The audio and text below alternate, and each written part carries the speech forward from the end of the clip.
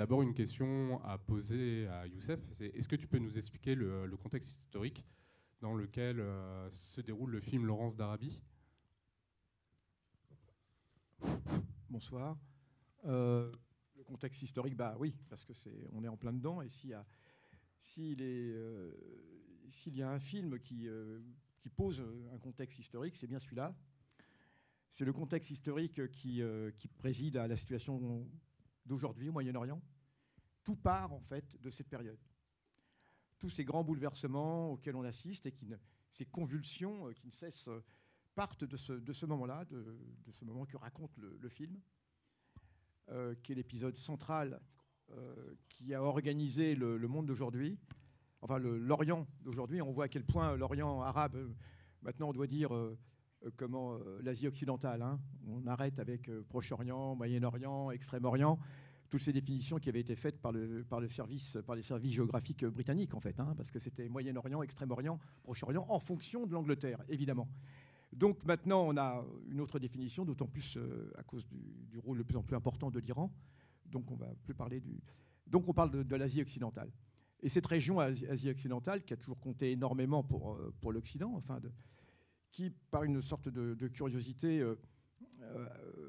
a toujours été considérée comme un prolongement de l'Occident. Hein. Depuis les croisades, etc., l'Occident a toujours considéré que cette partie du monde lui appartenait. Après avoir pris cette religion qui s'appelle le christianisme dans cette région, l'Occident s'est dit pourquoi pas prendre le reste également. Et la terre et les hommes. Donc tout ce qui se passe aujourd'hui, toutes ces guerres que l'on voit, en grande partie prennent leur source, pas uniquement, mais dans cet épisode. Cet épisode, c'est quoi? En gros, c'est 1916-1918, ce qu'on a appelé la Grande Révolte arabe. C'est le moment, on est en pleine Première Guerre mondiale, c'est l'acte final de la décomposition de l'Empire ottoman. L'Empire ottoman que l'Occident avait coutume d'appeler l'homme malade de l'Orient.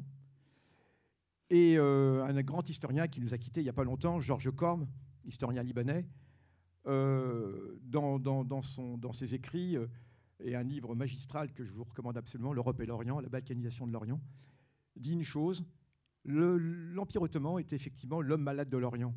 Mais les médecins occidentaux qui se pressèrent à son chevet s'empressèrent de l'achever. Parce que c'est exactement ce qui s'est passé. Donc l'Empire ottoman, depuis le 19e siècle, n'arrêtait pas en fait de se décomposer progressivement. Il avait perdu toutes ses provinces occidentales, hein, déjà, la Serbie, etc., tout cela, et progressivement la Roumanie, la Grèce, la Bulgarie, etc., tout ça. Et donc, quand on arrive au début du XXe siècle, l'Empire ottoman est secoué par des mouvements internes, la révolution jeune turque, des nationalistes turcs. L'Empire ottoman de plus en plus se turquifie, parce que c'était un empire multinational. Il y a un autre empire multinational à côté qui est l'Empire austro-hongrois.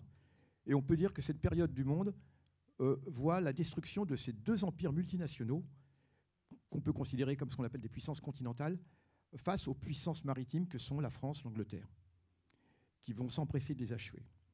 D'où l'expression balkanisation. C'est le moment où l'Empire ottoman est balkanisé au sens propre du terme, c'est-à-dire est découpé en une multitude de petits États. Voilà. Tout cela ne serait pas arrivé sans cette Première Guerre mondiale. L'Empire ottoman commet l'imprudence, si on avait plus de temps, on reviendrait dessus, de s'engager dans cette Première Guerre mondiale aux côtés de l'Allemagne. Depuis longtemps, l'Empire ottoman était tiraillé entre les trois grandes puissances, l'Allemagne, la France, l'Angleterre. Et cet Empire ottoman était tellement en mauvais point qu'il avait perdu même le contrôle de ses finances. La Banque impériale ottomane n'avait même plus le droit de fabriquer sa monnaie. La monnaie était fabriquée à Londres et à Paris. Et il y avait deux directeurs de la Banque impériale ottomane, c'était la France et l'Angleterre, français et anglais, donc à Paris. Donc l'Empire ottoman qui a perdu le contrôle de son économie, qui était endetté, la fameuse dette ottomane, qui n'avait plus le contrôle de sa monnaie, va s'engager dans cette Première Guerre mondiale aux côtés de l'Allemagne. Erreur fatale. Erreur qui lui vaudra son existence. En liant son sort à celui de l'Allemagne et de l'Autriche-Hongrie, eh bien, il partagera la défaite. Cet épisode raconte ce qui va se passer pour les Arabes. Les Arabes, le monde arabe, surtout ce qu'on appelle la Grande Syrie, Bilad el-Shem, c'est donc toute la Syrie aujourd'hui, le Liban, la Jordanie, la Syrie et bien sûr la Palestine, mais aussi avec l'Arabie, qui n'est pas encore saoudienne à l'époque. Les Ibn Saoud, c'est plus tard qu'ils arriveront. Pour l'instant, ils sont hachémites. Le shérif de la Mecque, c'est Hussein ibn Hisham. Donc voilà. Depuis longtemps, la France et l'Angleterre voulaient mettre la main définitivement sur l'Empire Orient, et cette entrée en guerre va leur fournir l'occasion. De quelle façon? Eh bien, en essayant de s'allier avec les Arabes contre les Ottomans. Pourquoi est-ce que les Arabes en veulent aux Ottomans? Parce que l'Empire ottoman, je vous l'ai dit, était de moins en moins ottoman au sens propre du terme, et de plus en plus turc, devenait de plus en plus nationaliste turc. Des médecins, des instituteurs turcs étaient envoyés dans la région arabe. Il y avait une turquification. Et c'est cette turquification qui faisait que cette espèce de pacte historique qu'il y avait entre les Arabes, les Turcs et autres dans l'Empire ottoman était rompu. Un mouvement national arabe naissait également. Et en 1913, on a à Paris le premier congrès national arabe. Et c'est à Paris. Et ce n'est pas un hasard si ça se passe à Paris. Ce n'est pas sans lien avec le Conseil national syrien que M. Hollande organise en 2011 à Paris, encore. Et donc, on voit l'intérêt que la France portait à cela. Mais déjà, la France et l'Angleterre étaient intervenues dans l'Empire ottoman, au Liban, en Syrie, en 1860. Donc on voit que cet Empire ottoman, finissant, était complètement la proie des impérialistes, hein, et qui rêvait, évidemment, de s'approprier. Voilà. Et donc cet Empire ottoman va finalement succomber à cette Première Guerre mondiale. Il sera partagé. Ça, c'est une autre histoire. C'est après ce que raconte ce film. Mais donc, pour vous dire qu'il y a donc un mouvement national arabe qui naît. Ce mouvement national arabe, il naît à la fois dans les villes, dans les grandes villes, comme Damas, Beyrouth, mais il naît aussi dans la péninsule arabe, parmi les tribus arabes.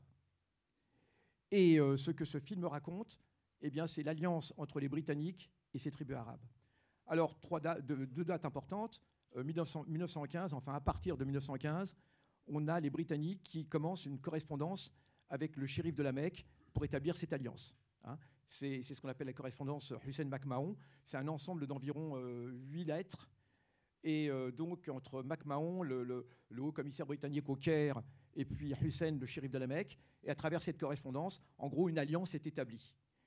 Sur quoi? Quels sont les termes de ce deal? Les Anglais s'engagent à aider les Arabes dans leur lutte nationale contre les Ottomans. En échange, les Arabes obtiennent la promesse, évidemment, un des nombreux mensonges, obtiennent la promesse, ça ne coûte rien les promesses, qu'à l'issue de la guerre, eh bien, un grand royaume arabe englobera toute la péninsule arabe. Et quand je dis toute la péninsule arabe, c'est bien sûr la grande Syrie, plus l'Arabie, etc., donc qui inclut également la Palestine. Par la suite, il y aura un prenant, la Palestine n'était pas comprise, si elle était comprise. Donc le deal, c'était ça. C'est que les Arabes pourront constituer un grand royaume arabe, uni, avec, sous la direction du shérif de la Mecque. Youssef, mais du coup, à ce moment-là, les Français et les Anglais, ils font un accord secret, non? Alors, 1915, c'est la correspondance, Hussein-MacMahon, ça c'est la première date, toute une série de dates. 1916, c'est l'entente Sykes-Picot. Pendant... Comment? Dont il est question dans le film. À la fin du film. Donc, alors, cette entente Sykes-Picot, le problème, c'est qu'à ce moment-là, personne n'en sait rien. Personne n'en sait rien, puisque cette entente Sykes-Picot, les Arabes, pendant qu'ils sont convaincus que les Anglais jouent le jeu et que les Anglais vont les aider à lutter contre les Ottomans, les Arabes ne savent pas que les Anglais sont déjà en train de les tromper, puisqu'ils établissent un accord secret avec, évidemment, c'est la France, l'Angleterre, et avec l'accord de l'Italie et de la Russie. Donc de la Russie, qui est encore la Russie tsariste. Et ça, ils n'en savent rien. Donc c'est l'habituelle duplicité occidentale. Et comment on apprendra cette entente Sykes-Picot? On l'apprendra qu'avec la révolution bolchevique. Lorsque les bolcheviks arrivent au pouvoir à Pétrograd, enfin, et constituent l'URSS, eh bien les bolcheviks trouvent dans les papiers du tsar les éléments de l'entente Sykes-Picot, que tout le monde ignorait, que les Arabes ignoraient. Et que font les bolcheviks? Eh bien, ils remettent, en 1917, ils remettent aux Turcs ces documents, et les Turcs disent aux Arabes, regardez vos amis anglais, pendant que vous êtes en train de lutter avec eux, regardez ce qu'ils ont prévu pour vous. C'est-à-dire le découpage complet de toute la région et le partage de toute cette région entre les Français et les Anglais. Donc c'est ça qui est absolument incroyable. Mais néanmoins, même quand les Turcs révèlent aux Arabes la teneur des accords Sykes-Picot, les Arabes ne veulent pas y croire, disant comment, nos amis anglais, ça n'est pas possible. Donc les Anglais vont continuer à mentir et ça va donner lieu à toute une correspondance qu'on appelle la correspondance Howard, etc., etc. Les Anglais disent mais pas du tout, jamais de la vie, chers amis, nous sommes alliés. Évidemment, c'est un mensonge total puisque après la Première Guerre, cette région sera effectivement découpée, hein, et en dépit de toutes les populations. Et vous allez voir à la fin du film, ce ne sera pas facile parce que les Arabes n'arriveront pas à s'unir. Ils n'arriveront pas à s'unir, mais c'est logique. Mais les Anglais vont tout faire pour qu'ils ne s'unissent pas. Quand je dis les Arabes, c'est-à-dire à la fois les Arabes des villes, Damas, Beyrouth, etc., et les Arabes de la péninsule, avec des cultures complètement différentes, évidemment, des cultures urbaines d'un côté et des cultures bédouines de l'autre. Mais les Anglais vont tout faire, évidemment, pour que cette unité ne se fasse pas. Et ensuite, ils vont venir récupérer. Et ça va être ensuite ce qu'on appelle les mandats. Les Anglais vont se faire octroyer un mandat sur l'Irak, d'accord, et sur la Palestine par la suite. Au départ, c'était la France. Et les Français vont se faire octroyer un mandat sur la Syrie. Et ils vont déjà découper la Syrie en créant le Liban, je dis bien, l'émirat du Mont-Liban qui va devenir un État. Et puis par la suite, les Anglais vont détacher de la Palestine l'émirat de Transjordanie, qui normalement faisait partie de la Palestine, qu'on appelle la Jordanie aujourd'hui. Donc vous voyez, en gros, c'est comment toute cette région va être découpée par ces requins, et en dépit totalement de l'opinion des populations et de leurs désirs, etc. Laurence d'Arabie, ce grand personnage, est appelé personnage sur lequel on va revenir, dont parle le film, personnage très romanesque, etc., qui aujourd'hui, enfin, vous allez voir, c'est extrêmement romanesque, sa vie, mais est appelé l'espion Laurence dans le monde arabe. Hein. Il est considéré comme un espion. Voilà, est un agent britannique, et même si ici en Occident, on le considère comme un héros romanesque, etc. Voilà un petit peu. Je ne suis pas l'Occident, moi. Enfin, je le fais bien, mais... Il nous fallait bien quelqu'un, un bouc émissaire. Non. Mais voilà. Oui, du coup, en gros, bon. peut-être on peut venir sur l'impact aussi culturel de Laurence d'Arabie, parce que juste pour rappeler un peu aux personnes qui était Laurence d'Arabie, c'est un officier britannique. C'est quelqu'un qui était un très grand lettré, déjà très grand géographe, historien passionné, archéologue. Oui. Il parlait très très bien l'arabe, contrairement à ce que le film peut nous faire penser. Donc déjà, et pareil, en fait, il a écrit ses mémoires en 26. Voilà, les 7 piliers de la sagesse en 1926.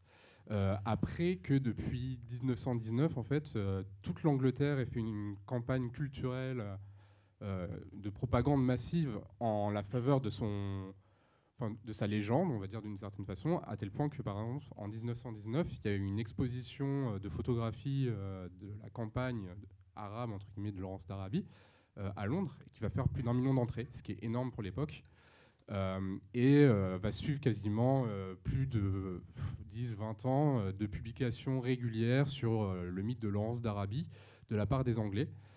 Sachant qu'en fait sa vie a été largement romantisée, alors non seulement par lui-même, dont il avouera même dans ses propres mémoires se considérer comme une forme d'escroc, ou je ne sais plus comment il avait dit, mais bref, un mythomane impie, avec le terme impie, je pense que c'est par rapport aussi au fait qu'il avait des contradictions avec peut-être aussi un amour sincère envers le monde arabe, et un respect sincère envers les Arabes d'une manière générale.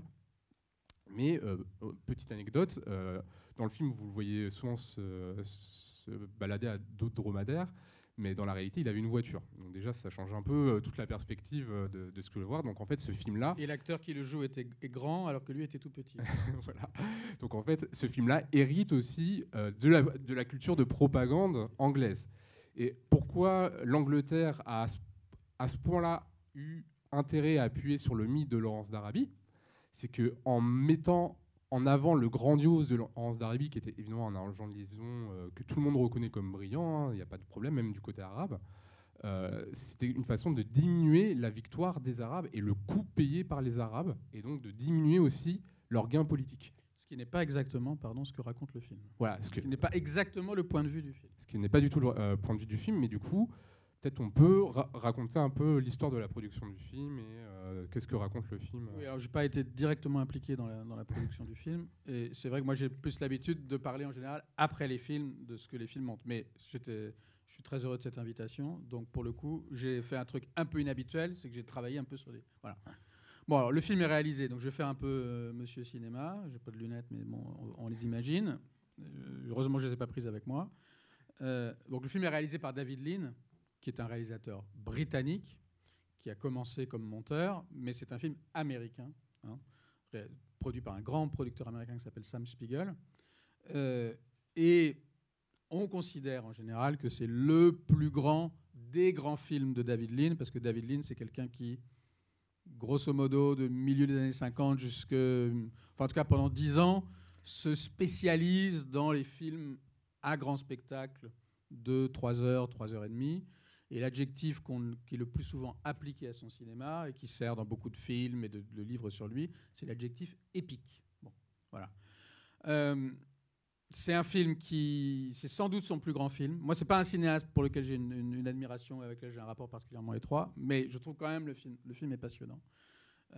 C'est un film qui évidemment a été très compliqué à faire, mais on peut dire quand même 2-3 choses. D'une part, David Lean, c'est quelqu'un qui, bien que vraiment, si vous le voyez, il a tout du bon britannique, si je puis dire, il aimait énormément tourner dans des endroits pour lui exotiques. Ça, c'était vraiment son truc. Il l'a fait quelques années plus tôt avec le pont de la rivière Kwai.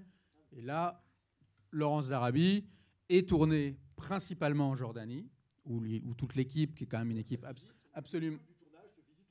Et une amie qui est en Jordanie en ce moment m'a dit que le lieu du tournage est loué à bas prix pour les équipes étrangères, mais à haut prix pour les équipes locales.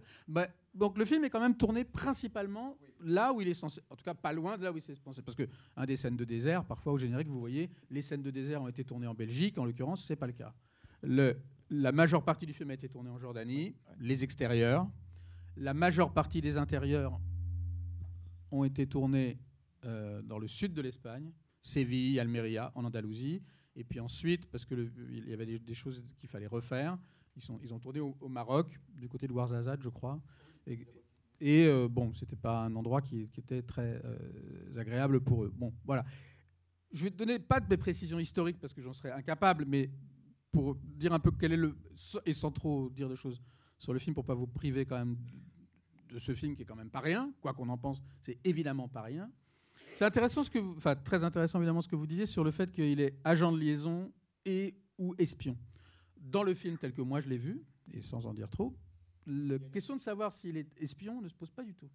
Oui, le film met en scène, et finit d'ailleurs par interroger ce que tu disais toi, c'est-à-dire un intérêt tellement sincère, entier, et même d'une certaine manière incontrôlé, et une attirance qu'il a pour les Arabes et pour le monde arabe, qui fait de lui, d'une certaine façon, jusqu'à un certain point seulement, un traître par rapport, et quelqu'un qui est en but à l'armée britannique. Pas du tout quelqu'un, en tout cas lorsqu'il est envoyé au début, il n'est pas envoyé comme quelqu'un à qui on dirait « tu y vas parce qu'on a besoin, d'un sympathisant ». Non, il y va lui on va dire il y va par passion. Bon, ensuite les choses vont évoluer. C'est ce que le film raconte. C'est ce que le film... Oui, tout à fait. C'est ce que le film raconte. Mais la réalité est un peu différente. Évidemment, c'est important de dire. C'est ce que le film raconte, mais la petite précision qu'on peut donner, même si pour moi elle n'est pas absolument capitale, c'est qu'une des raisons pour lesquelles ce film a tellement marqué, parce que c'est vrai que c'est un film qui a énormément marqué, moi je ne le compte pas parmi mes films préférés, mais encore une fois, c'est pas rien, c'est qu'on considère que c'est pour la première fois, à chaque fois ça fait vibrer, c'est rare, c'est rare quand je parle, mais là ça vibre. On considère que pour la première fois, un personnage historique qui est censé être un personnage héroïque est plutôt approché, disons, sinon comme un anti-héros, en tout cas comme quelqu'un qui n'a pas que des qualités, qui a des contradictions, qui est torturé, et quand on voit le film, c'est le moins qu'on puisse dire. Donc on pense que ce film a donné naissance à beaucoup d'autres films de type biographique, comme on en voit beaucoup aujourd'hui, dans lesquels il était possible d'aborder, disons, les points faibles, ou même les points obscurs du personnage. Et j'ai regardé un petit peu de quelle manière on en parlait, de quelle manière le film a été reçu. Ce qui est très intéressant, et pour moi un peu troublant, et aussi un peu accablant, c'est qu'aussi bien pendant la préparation du film qu'au moment de sa réception, le film a marché du feu de Dieu. Il faisait 3h45 à l'époque, il en fait 3h45 aujourd'hui. Entre-temps, il a dû beaucoup être raccourci pour des exploitations commerciales. Ça arrive tout le temps au film très long. Bon, enfin, il a quand même totalement cassé la baraque. 7 Oscars, David Lean a eu l'Oscar du meilleur réalisateur. Enfin, ça a très bien marché. Bon, Mais il y avait des interrogations très fortes. D'abord, ça a été très compliqué à monter le film, parce que pendant longtemps, ils n'ont pas eu les droits des 7 pieds de la sagesse. Ils se sont d'abord inspirés d'une pièce de théâtre dans lequel c'était Alec Guinness qui joue ici le rôle du prince Faisal. Hein. Bon, c'est vrai que David Lean, on peut s'en moquer, parce qu'Alec Guinness, chez Lean, il fait tantôt un colonel anglais dans le pont de la rivière Kwai. Il est un prince arabe, prince Faisal, dans le Rose d'Arabie. Dans La Route des Indes, il joue le rôle d'un vieux sage indien. Et dans Le Docteur Zhivago, il joue le rôle d'un soviétique. Mais quel acteur extraordinaire. Il n'a pas de problème avec ça, David Lean. De même, Omar Sharif, là, l'acteur égyptien, sera Zhivago dans quelques années plus tard. Ce sera ce qu'il lui fera connaître hors de l'Égypte, où il était déjà une star. Mais la question qui s'est énormément posée au moment de la fabrication du film et de la réception aussi, c'est jusqu'à quel point le film pouvait-il signifier, indiquer la possible, parce que je crois que elle n'est pas avérée, mais vous allez comprendre pourquoi j'en parle, la possible homosexualité du personnage. Oui. Voilà. Et si on a ça en tête, on voit qu'effectivement, dans la manière dont Peter O'Toole, dont c'est le deuxième rôle, mais au générique, il a écrit Introducing, parce que je pense que ça faisait plus grandiose. Si on a ça en tête, on voit bien comment qu'il le joue un peu comme ça. Hein, même le dramaturge célèbre Noel Coward, quand il a vu le film, il a dit « Oh, un peu plus, on l'aurait appelé Florence d'Arabie », tellement, effectivement, bon, voilà, il aimait faire les bons mots, bon, bref. Mais ce qui est intéressant, c'est que la réception du film s'est concentrée là-dessus. C'est-à-dire qu'on a pensé que les ambiguïtés du personnage étaient avant tout situées là-dessus. Parce qu'effectivement, il y a un épisode dont je ne parlerai pas, un épisode de sadisme, mais ce qui est intéressant vraiment dans le film, il me semble, l'ambiguïté intéressante dans le film, qui d'ailleurs n'est pas sans rapport avec son ambiguïté sexuelle, puisque son ambiguïté sexuelle est aussi ce qui crée pour lui des rapports de promiscuité particuliers avec de jeunes garçons arabes. Mais l'ambiguïté vraiment intéressante, c'est son ambiguïté politique. Oui, c'est jusqu'où il est capable d'aller. Agent ou ami sincère. Agent ou ami sincère, capable de trahir ou pas, dans quelle mesure. Et il y a un épisode, vous allez voir qu'il y a un épisode sexuel dur dans le film, qui prend pour lui une signification politique très claire, puisque ce que cet épisode sexuel lui révèle, en tout cas dans le film, c'est pas son possible sadisme que son frère avait détesté quand il a vu le film. Il a dit « mon frère n'était pas comme ça ». C'est pas ça. C'est qu'il comprend qu'en fait, c'est un blanc. Hein, c'est très clair. Il va voir le type et il dit « regardez, vous avez vu ma peau ?» En gros, il dit « quoi que je fasse », et il montre. Et le type, d'ailleurs, le sadisme, on peut raconter son sagage, s'intéresse à sa peau, vraiment à sa peau. Et il est reconnu dans la rue par sa peau, alors qu'il pense qu'il a atteint un stade où on ne le reconnaîtra pas. Et c'est très curieux de voir que cet aspect politique, en tout cas, qui pour nous, aujourd'hui, est évident, dans le contexte actuel, et puis bon, et d'une certaine façon, a intéressé très peu de monde. Qu'il essaye de masquer en se faisant passer pour un circassien, justement. Pour un circassien, à quel... Lorsqu'il est capté... Oh, on va pas tout raconter. Oui. Mais il y a un moment... Mais oui, c'est vrai, c'est la question. Ça ne révèle rien. Oui. Parce que les circassiens, c'est la garde prétorienne. Enfin, c'est ça, oui, d'accord. Les circassiens, ce sont alors rien à voir avec les jeux du cirque. Hein. Oui, c'est ce que je me disais. Quand j'ai revu le film, c'est le passage que je n'ai pas compris. Non, ça fait référence au Caucase. Les habitants du Caucase, on les appelle les circassiens. Et parmi les circassiens, donc il y a les Géorgiens, etc., les Arméniens, c'est ce qu'on appelle des circassiens, vous savez, bon, c'est comme ça. C'est pas moi qui l'ai inventé. Et il y a un moment, comme il a cette peau très blanche, et les circassiens ont la peau très blanche, peut avoir les yeux bleus, il se fait passer pour un circassien. Donc en tout cas, il essaye. Mais ce moment-là est le moment de l'inflexion du film, enfin on va pas tout raconter. Oui, et puis ça réveille en lui... Mais on va quand même vous le raconter. Non, mais... Le film dure 3h45, donc... Non, rassurez-vous... On n'a pas le temps. Mais ça a une influence aussi, par exemple, direct sur le rapport qu'il a à la violence. Oui. Non, qui est une chose qui court à travers tout le film et qui est un fil que le film traite. Évidemment, qu'est-ce que c'est? Une des questions du film, c'est en gros, cet homme peut-il devenir arabe? C'est ça, en fait. Peut-il devenir arabe? Et comment on va montrer quelqu'un qui devient arabe? Alors évidemment, on ne va pas montrer quelqu'un qui devient arabe en devenant subitement hyper violent, parce que ça n'irait pas. Donc le film n'arrête pas de dire, ok, comment on va réussir à montrer que ce type devient arabe? Et comme le film essaye, quand même, est conscient de ses difficultés, à un moment, il va devenir, pendant un bref épisode, une sorte de fou sanguinaire, mais on va comprendre, et c'est à ce moment-là, en tout cas à l'intérieur du film, qu'il va être rejeté, en tout cas par certains de ses amis arabes. Oui. Parce qu'ils disent en gros, voilà, à cause de toi, on va encore dire que nous sommes des barbares. Exactement. C'est vraiment dans le film. Oui, donc le film est très très intéressant. Il y a beaucoup d'entrées. Sur cette... qui interroge le regard. Encore une fois, je suis étonné que cette lecture-là n'ait pas du tout été dominante, prévalue au moment de la sortie. You have blue eyes. I say you have blue eyes. Yes, Effendi. Are you Circassian? Yes, Effendi. How old are you? 27, Effendi. I think. You look older. You have had a lot of experience. It's an interesting face.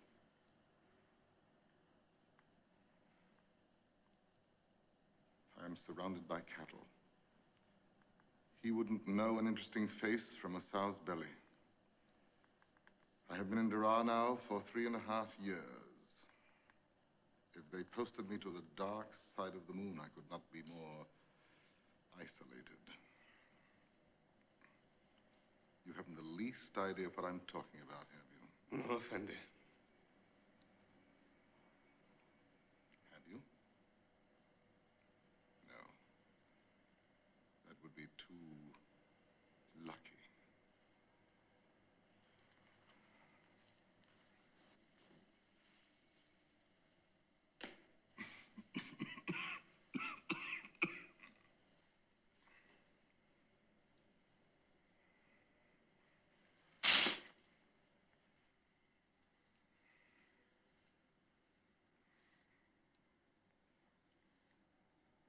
Where did you get that?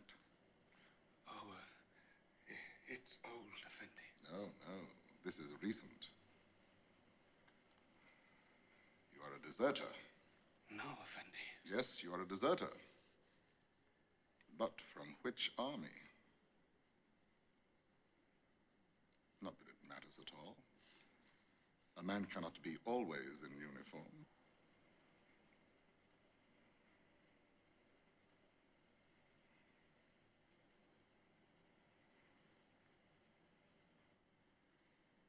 Your skin is very fair.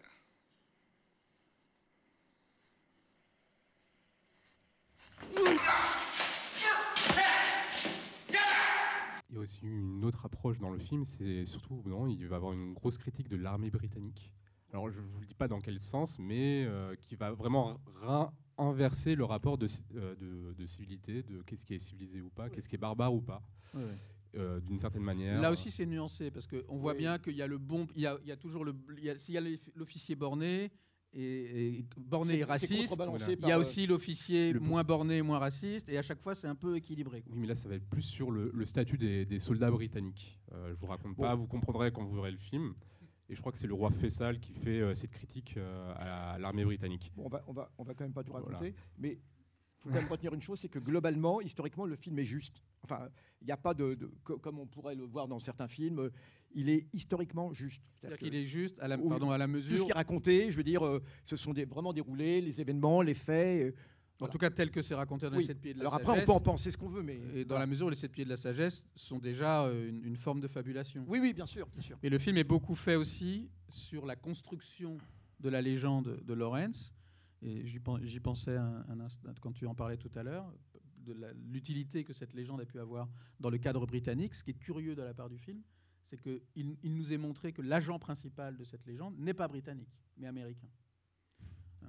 Et que à cet endroit-là, Lawrence sert les intérêts américains, puisqu'il sert à convaincre les États-Unis d'entrer en guerre, et donc il est cette figure positive, cette figure héroïque, qui peut servir de bonne rampe de lancement. C'est ce fameux journaliste. C'est ce fameux journaliste qui est inspiré d'un personnage qui a existé. Il y a une chose quand même que le film... Enfin, tu l'as dit tout à l'heure. Non, mais il faut peut-être expliquer. En fait, il y avait un journaliste qui a suivi Lawrence pendant sa campagne arabe et qui l'a pris en photo, et notamment pour influencer le public américain. Voilà. C'est ça, parce que les Américains ne sont pas encore entrés en guerre. Ils n'entreront en guerre qu'en 1917.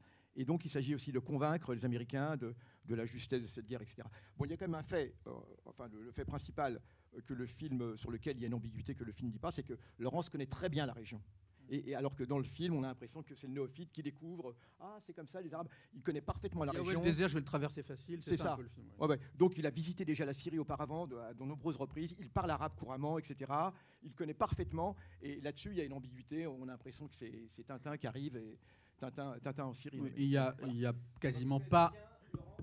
Il n'y a quasiment pas un mot d'arabe dans le film. Non, c'est ça. Et la seule chose, et là c'est vrai que c'est un peu accablant pour le film, la seule chose un peu qui sonne arabe, c'est comment il apprend à diriger son dromadaire. Ah oui.